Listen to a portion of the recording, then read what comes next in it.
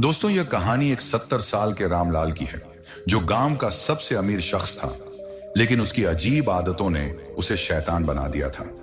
रामलाल हर रोज एक नई लड़की से शादी करता और अगली सुबह उसकी मौत की खबर गांव में आग की तरह फैल जाती। गांव वाले डरते थे, शक करते थे, लेकिन कोई उसके खिलाफ आवाज उठाने की हिम्मत नहीं करता था। आइए इस कहानी को विस्तार से सुने। रामलाल की हवेली गांव के बीचों बीच एक शाही ठाट बाट वाली इमारत थी। सोने की खिड़कियां, चांदी के ताले और दीवारों पर पुराने जमाने की शान की कहानियां हुई थीं। रामलाल की दुकान पर दूर दूर से लोग सोने के जेवर खरीदने आते थे। उसकी आंखों में एक ऐसी चमक थी जो हर किसी को अपनी ओर खींचती थी। लेकिन उसकी शादियों की कहानियां गांव वालों के दिल में खौफ पैदा करती थीं।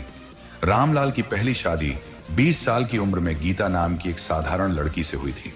गीता की खूबसूरती और सादगी की चर्चा पूरे गांव में थी। लेकिन शादी के कुछ महीनों बाद ही गीता की अचानक मौत हो गई। गांव वालों ने इसे हादसा माना, लेकिन जब रामलाल ने दूसरी, तीसरी और फिर कई शादियां की और हर बार उसकी पत्नी की मौत की खबर आई, तो लोगों के मन में शक होने लगा। कुछ बुजुर्ग चुपके चुपके कहते थे कि रामलाल कोई भयानक राज छुपा रहा है। गांव में एक अफवाह थी कि रामलाल नामर्द है।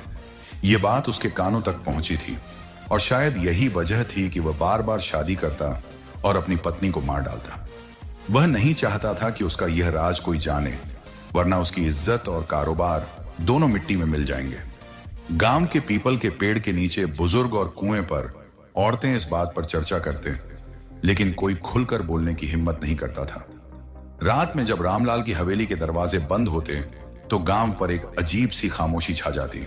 एक दिन खबर फैली कि रामलाल फिर से शादी करने जा रहा है। इस बार दुल्हन थी श्वेता, एक गरीब घर की मासूम लड़की। उसके माता पिता रामलाल के पैसे के आगे झुक गए थे। शादी का दिन आया। हवेली फूलों और रोशनी से सजाई गई। रामलाल सोने के जेवरों और पगड़ी में बादशाह की तरह दिख रहा था, जबकि श्वेता के चेहरे पर उदासी थी। शादी की रस्में पूरी हुई और रात को रामलाल श्वेता को अपनी हवेली के सबसे बड़े कमरे में ले गया। अगली सुबह, जैसा कि सबको डर था, श्वेता की मौत की खबर फैल गई। गांव वालों ने इसे एक और हादसा मान लिया, लेकिन उनके दिल में सवाल गूंज रहा था, रामलाल ऐसा क्यों करता है? गांव में राधा नाम की एक लड़की थी जो स्कूल में पढ़ाती थी और औरतों को उनके अधिकार दिलाती थी।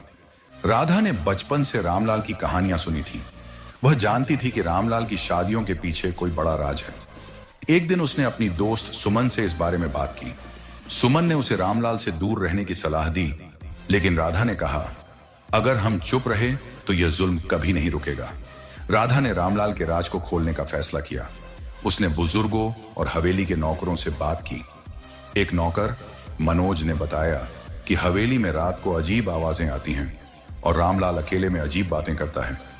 राधा को यकीन था कि जवाब हवेली में ही है। तभी एक दिन रामलाल ने राधा के घर शादी का प्रस्ताव भेजा। गांव वाले हैरान थे, लेकिन राधा ने इसे मौका समझा। उसने प्रस्ताव स्वीकार कर लिया। शादी की रस्में पूरी हुई। राधा लाल जोड़े में थी, लेकिन उसके चेहरे पर डर नहीं, एक रहस्यमय मुस्कान थी। रात को रामलाल उसे अपने कमरे में ले गया। राधा ने देखा कि कमरे में एक अलमारी हमेशा बंद रहती है। उसे शक हुआ कि उसमें रामलाल का राज छुपा है। रामलाल ने उसे शरबत का गिलास दिया, लेकिन राधा ने इसे पीने से इनकार कर दिया। उसने कहा, मैं तुम्हारा राज जानती हूं। तुम अपनी बीवियों को मारते हो क्योंकि तुम अपनी कमजोरी छुपाना चाहते हो। रामलाल गुस्से और डर से भर गया। उसने राधा को पकड़ने की कोशिश की, लेकिन राधा तेजी से हवेली के पिछले दरवाजे से भाग निकली। वह जानती थी कि अब रामलाल उसे नहीं छोड़ेगा। राधा गांव के बाहर एक पुराने वीरान मंदिर में छुप गई। वहां उसने अपनी डायरी में हवेली की हर बात नोट की। बंद अलमारी, रामलाल की आंखों की चमक और उसका डर। रामलाल ने अपने नौकरों को राधा को ढूंढने का आदेश दिया। उसका सबसे वफादार नौकर भगवान दास गांव की गलियों और खेतों में राधा की तलाश में निकल पड़ा। गांव में हलचल मच गई। कुछ लोग राधा को पागल कहने लगे, लेकिन सुमन और कुछ नौजवानों ने उसकी हिम्मत की तारीफ की। सुमन ने गांव के लड़कों को इकट्ठा किया और राधा की मदद का फैसला किया। राधा सुबह सुमन के घर पहुंची और उसे सारी बात बताई। उसने कहा, हमें उस अलमारी तक पहुंचना होगा, उसमें रामलाल का राज है। सुमन और राजू, राधा का बचपन का दोस्त, तैयार हो गए। उन्होंने एक योजना बनाई, रात को हवेली में घुसकर अलमारी खोलेंगे। राधा नौकरों को उलझाएगी, जबकि राजू और सुमन अलमारी तक पहुंचेंगे। रात को राधा ने हवेली के सामने शोर मचाया। नौकर दरवाजे की ओर दौड़े और राजू सुमन पीछे के रास्ते से अंदर घुस गए।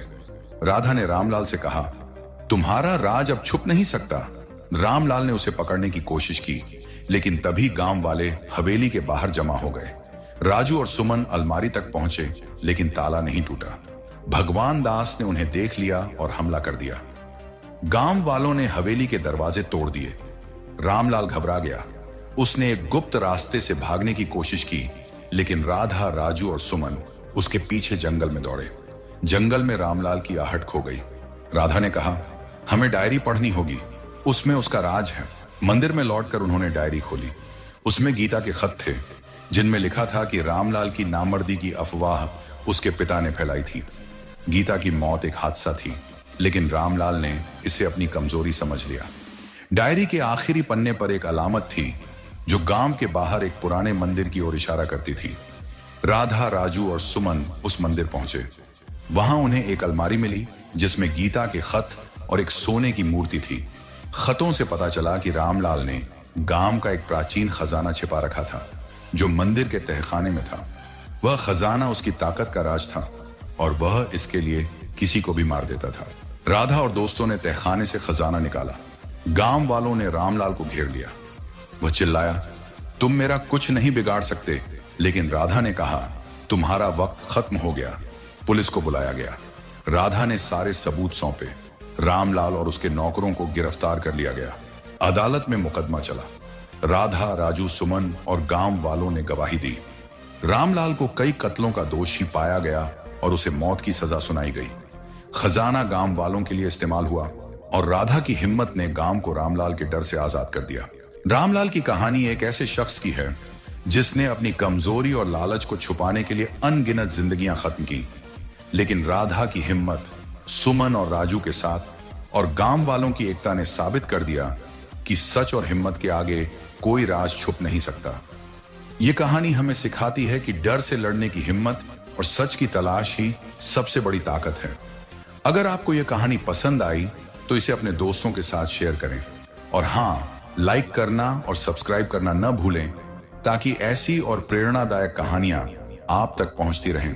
धन्यवाद।